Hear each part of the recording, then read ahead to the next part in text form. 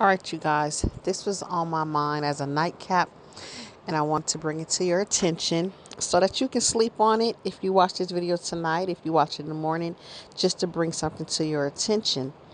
Okay, so I want you to understand the goal of this program is to keep you a victim. In order to keep someone a victim, you got to constantly keep them in line in order to control them. This tactic to me is called bullying. So in order to prevent these type of things from happening, you have to be able to speak up and speak out.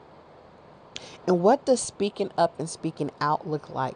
It may look like something totally different according to how you feel speaking out is the best technique for you.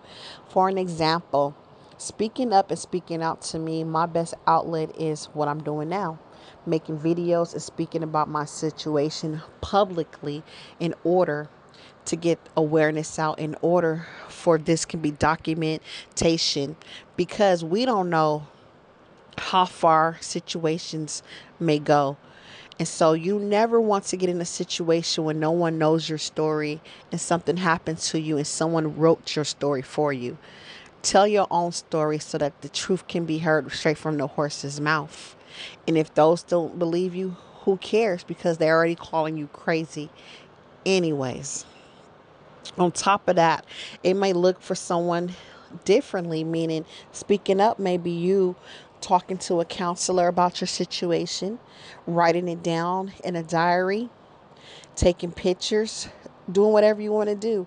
You can also speak up and still be incognito where no one knows who it is. When I first started, you guys, I never showed my face on the internet. I always would post videos and say stuff behind camera. And you can also do that too if you want to avoid making a scene or making things bigger for you. Do it work, but never allow the enemy to get the best of you by you showing anger or retaliation in a physical manner, because if that happens, what you are showing is you got me, you have power over me. Stay calm the best way you can. I know situations is hard, but guess what? They want to dim your light because they want to turn off the better you. When you start to understand, not understand, but understand the better you, you would know that you have a light that's brighter than others, which is why they can't take you. Okay, you're like a person that's looking up at the sun, and when you look up at the sun, you can't stare too long because why? It starts to bother you, right? So if you want to know who's for you and who's against you, and these people that you cross that are in your circle, hold a conversation with them. Look them in their eyes. I guarantee you they can't look you in the eyes too long because your light is so bright. It's like the sun. Like I said, they might start fidgeting, turning their head, looking away, are ready to end the conversation, even if it's a pleasant conversation. Talk about a movie, and while you gather, engaging in conversation, look them in their eyes, because the eyes are the window to the soul. Okay?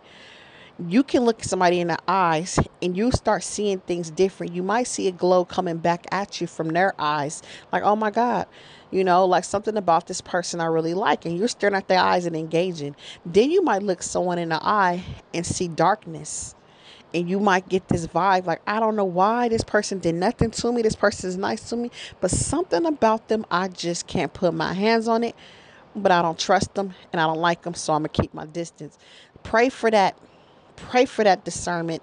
Pray for that understanding. Pray that you be healed enough.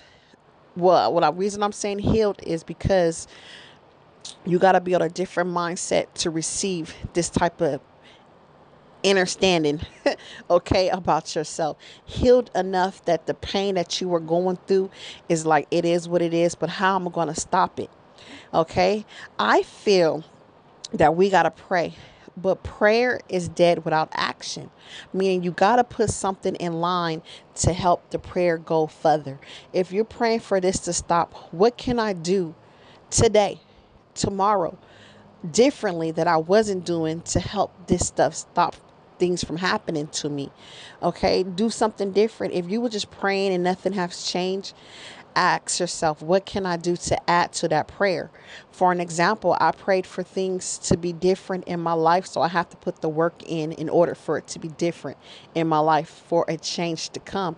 I feel like back in the days, these people were in bondage and they prayed, so they stayed in bondage. But then when they start praying for strength, praying for wisdom, praying for knowledge, praying for leadership and guidance, and using that and not being afraid to fight back. I know the word fight seems physical. It doesn't always be physical.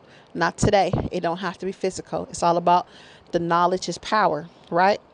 They got away. The chains start breaking and the bondage was released. Not 100%, but it got better.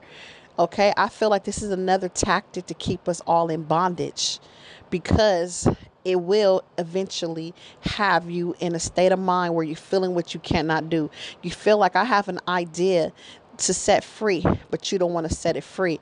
They're not afraid of you. They afraid of you not being afraid of them. Let that sink in.